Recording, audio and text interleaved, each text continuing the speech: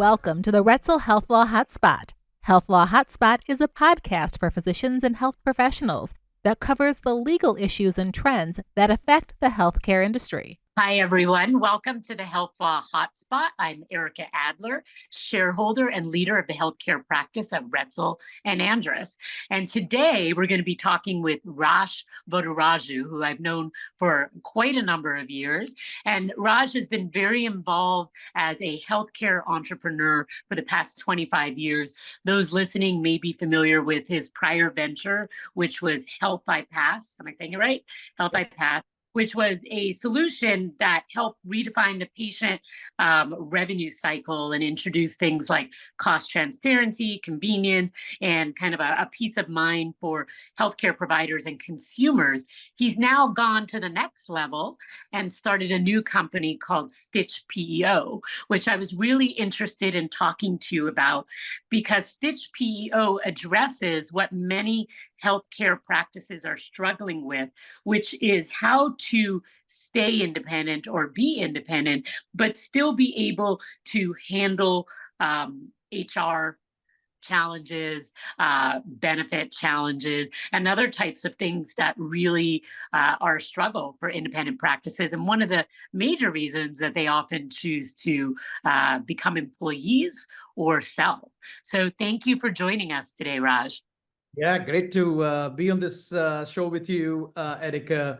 Thank you again for all of your support over the years, and very excited to share some of our insights in terms of independent practices and what Stitch PEO can help them with.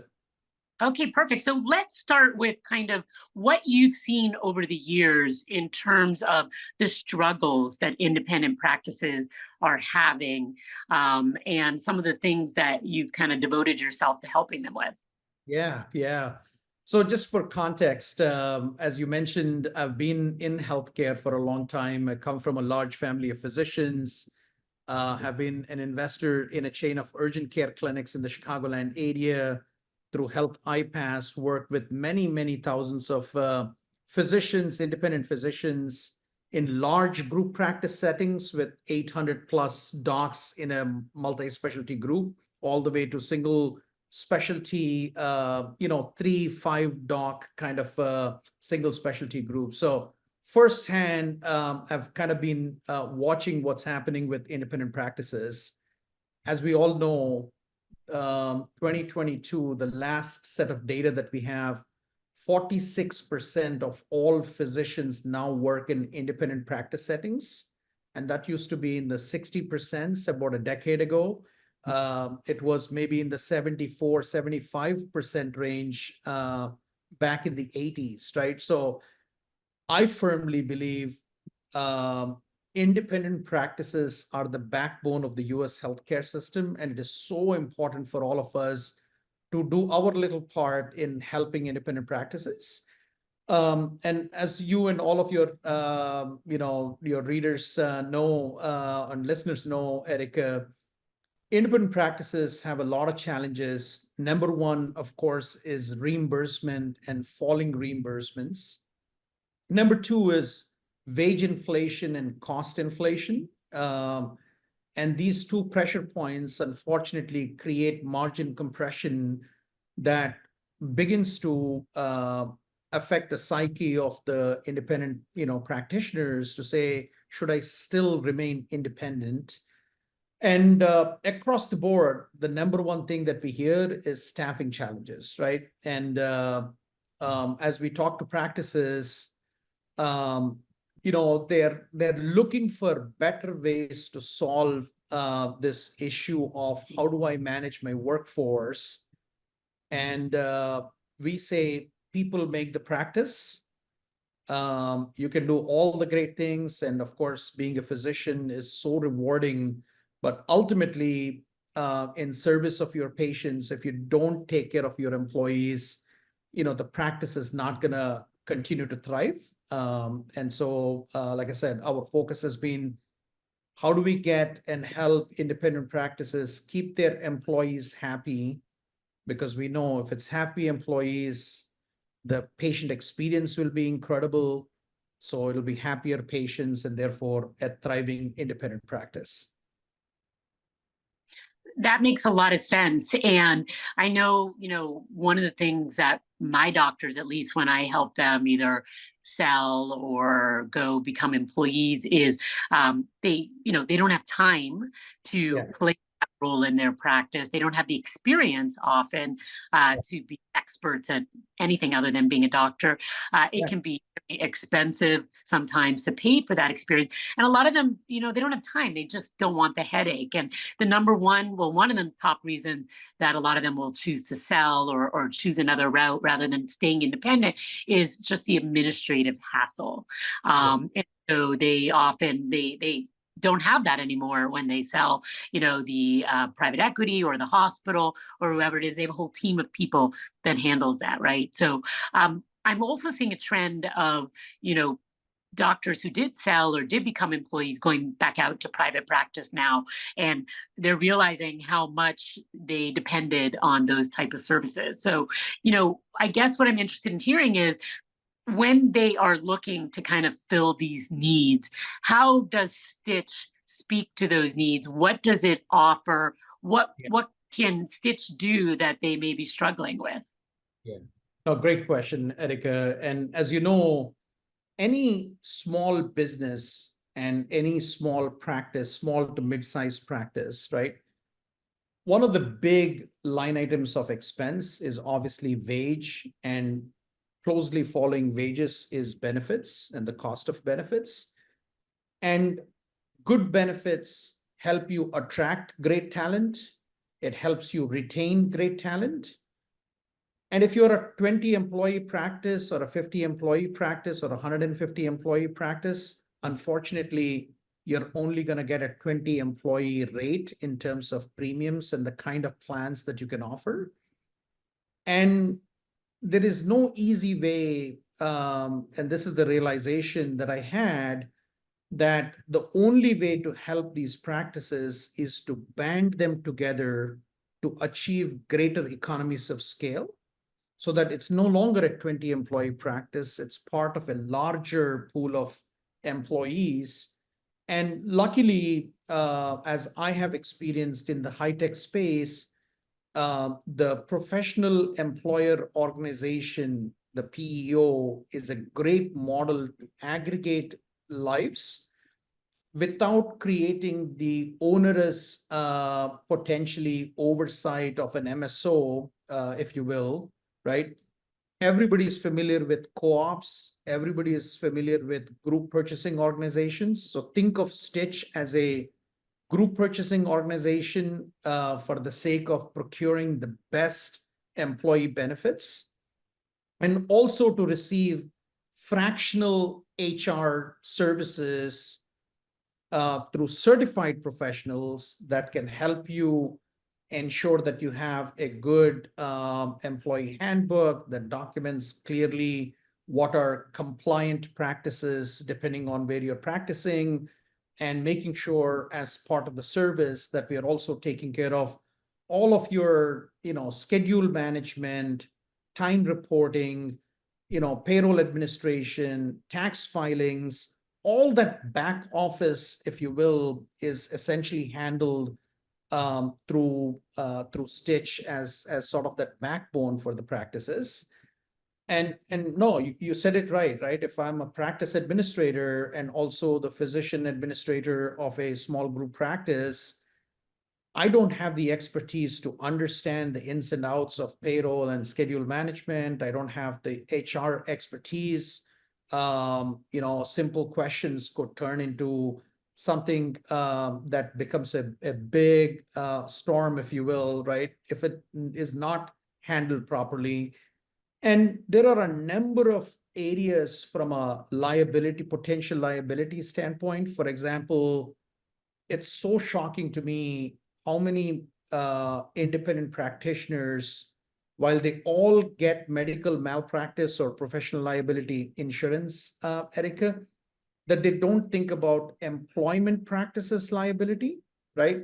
And all docs, have a target on their back, if you will, right? All it takes is one bad apple in this unfortunately, sort of litigious world that we live in. And that completely exposed in a lot of cases in terms of a liability like that, right? So workers' compensation, employment practices liability, professional liability, general liability for the practice itself. These are all areas that require very specialized and focused skills. Okay. And the typical practice administrator, they should be spending their time on patient acquisition. They should be spending time on the patient experience. They should be, masters at revenue cycle and making sure that they're getting paid and providing exceptional, clinical care for their patients. The administrivia can be handled by Stitch. Again, just creating economies of scale for lots of independent practices out there. So if somebody signs up with Stitch, do they get everything or do they choose what they want or what they need? How does that work? Yeah, no, great question. So we have created a very, very customized offering that adapts to the practice and the specific needs of the practice. At the core is payroll as a service. So instead of, going to an ADP or a Paychex or what have you, they typically switch payroll over to Stitch. We, unlike the ADPs of the world, essentially take care of running the payroll on a day-to-day basis, but also do all of the tax filings with the respective authorities. Federal, state, and local government, taxes are all handled by Stitch. Because of this co-employment model, we also provide a set of, I'll call it the HR infrastructure. So making sure that you have a fully compliant employee handbook, state specific, embracing all of the policies that are the latest and greatest that are compliant with the local law, making sure that you've got the proper labor posters that you have to hang in each of your locations, so on and so forth, and a certified HR professional that is available both from a strategic advice on HR and talent acquisition, but also any question that may come up, any issue that may come up, any question an employee may have, setting up good professional management infrastructure, is what the HR, team effectively does. And a whole host of, both medical insurance, dental insurance, vision insurance, short-term and long-term disability, 401k, life insurance, and a whole host of benefits that have particular appeal to independent practices and workers that work in these settings. And every practice effectively chooses what benefits they want to offer. For some of the mid-size and larger practices, Ericka, we also have some advanced functionality. And again, they can pick and choose what makes the most sense for a particular practice at that particular point in time. And of course, the infrastructure is there within Stitch that they can grow into the things that they want to adopt at the appropriate time. Oh, that sounds great. And have you gotten feedback at all about, what the switch over to Stitch PEO has resulted in terms of work hours, costs, etc.? Yeah. Just kind of curious. Yeah. So, I can give you some specific data points. We've had practices with 100 plus employees to lots of practices that are in the 10 to 30 employee range. If they use a PEO like ADP Total Source or an Insperity or other companies like that, we've been able to provide great cost savings for them, both in terms of admin fee that is charged by these massive organizations that don't cater to the specific needs of a medical practice. Oftentimes they don't get the type of support and service that a company like Stitch can provide, focused 100% on independent practices. And we've curated some incredible health benefit plans, which is a big expense. And oftentimes there is a 30+% savings in terms of the total cost of health benefits while providing richer benefits at a better cost. That's certainly been a big part of the value prop. The second big area is a massive reduction in the administrative burden. If they're trying to piecemeal it together, have a hodgepodge of different vendors that they're doing, they can come to Stitch, and literally it's going to give them so much time back, both for the physician owners as well as to the administrators, so they can focus on patient acquisition, patient care, and building a practice and not worrying about trying to become HR professionals, and leaving all that to the Stitch team to help them with. I think that sounds excellent. I mean, I know daily get calls from people with various questions related to that. Even when you're just terminating an employee, you need to remember to give the COBRA Right. notice. Need to remember to give their final paycheck, to terminate the benefits or roll over their 401k or whatever it is. And I think there's a lot of mistakes that happen when a lot of these smaller practices, their receptionist is their practice manager, is Right. their HR person.